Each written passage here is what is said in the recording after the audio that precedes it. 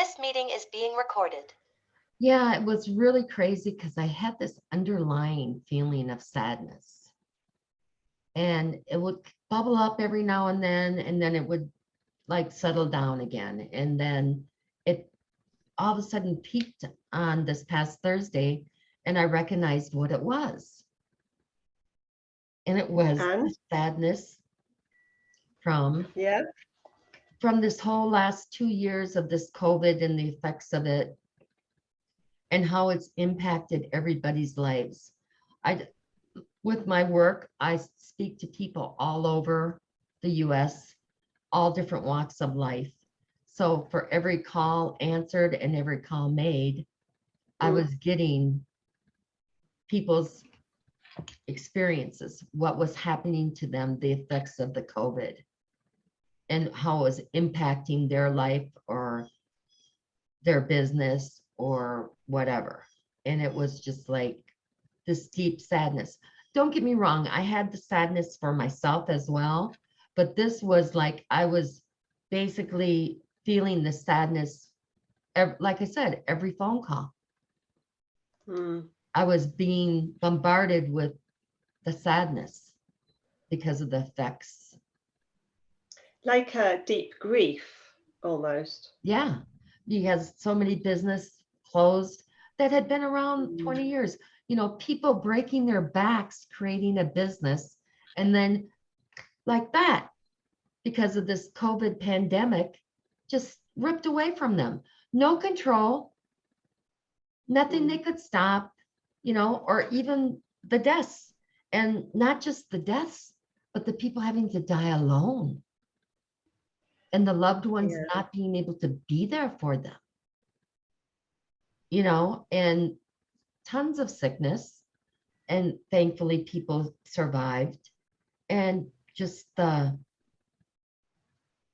segregation, the separation, I mean, I don't know about you, but going in a store, I would get that people, you know, the mask on, and people like afraid to be by you even for fear they might get the dreaded COVID. It was just like so much separation, and we're not supposed to be separate. We're supposed to be loving and caring and enjoying each other and interacting. Social, community, supporting each other. And it was just all the frustration, all the lies, all the chaos, all the confusion that this brought on the world. It's just, it was like devastating. So what did you do in the end? I mean, how have you managed to cope with it? Well, first I cried. Yeah. Big time. Yeah. To release it all. That was a way of releasing it. And then I realized that now is all we have. And now is the time to create anew. Yes. To create everything anew. Everything has changed. Life is not as we knew it. And so therefore, it's time to create anew.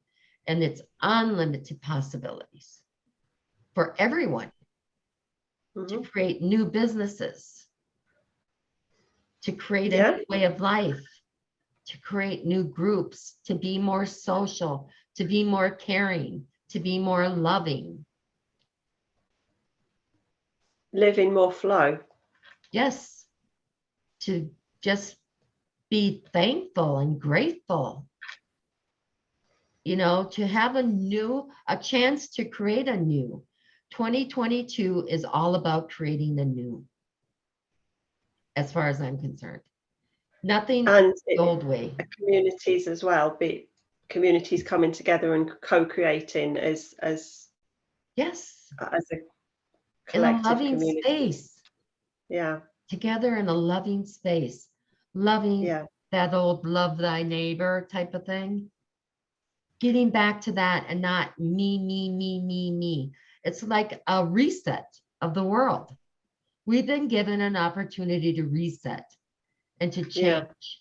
obviously the old ways no longer.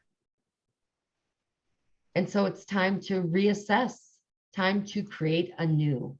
And you can create whatever you want. Yeah. It's wide open, unlimited possibilities of what you can create. And bring joy.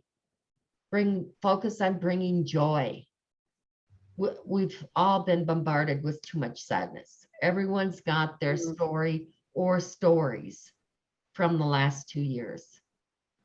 And it's time to create new stories of joy, happiness, success, prosperity, love, that type of thing. Coming together.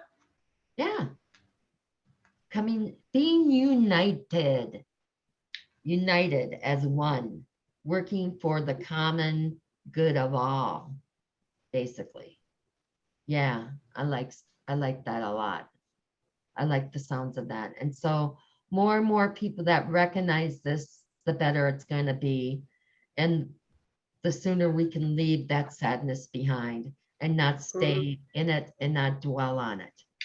Mm-hmm. It's like all of this happened out of no one's control. No one could control it.